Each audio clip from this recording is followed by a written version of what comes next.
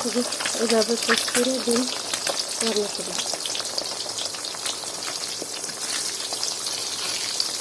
ডিমটা পোস্ট করতেছি উল্টাই দিই, অর্ধেক উল্টাইলাম, পাখির মতো অর্ধেক উল্টাই দিচ্ছি।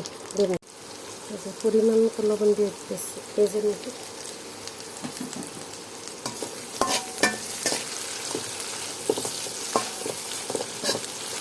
পেঁয়াজগুলো বাজিয়ে দিতেছি, পেঁয়াজগুলো বাজিয়ে সুন্দর করে। পরিমাণ মতো হলুদের গুঁড়ো দিয়ে দিলাম, পরিমাণ মতো মরিচের গুঁড়ো দিয়ে দিলাম,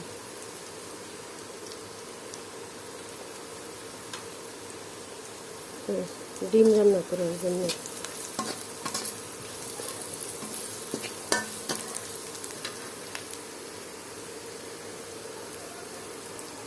পরিমাণ মতো পানি দিয়ে দিন।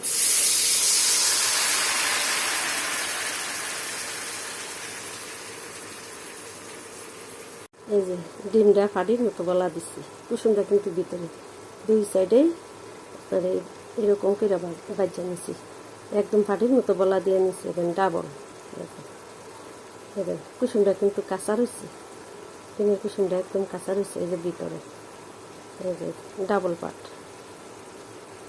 মশলাটা হয়ে গেলে গা, পেঁয়াজটা ভালোভাবে কষানো হয়ে গেলে গা, ডিমটি দিয়ে দিন। ডিমটি দিয়ে দিতেছি 5 মিনিট। দেওয়ার পরে 5 মিনিট উল্টায় পাল্টাইয়া মশলা দিয়ে লাগাই দেবো গায়ে আর কি, যাতে কুসুমটা কাঁচা থাকে।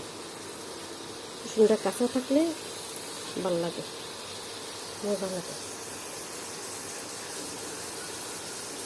যাও ওখানে নামাইলাম।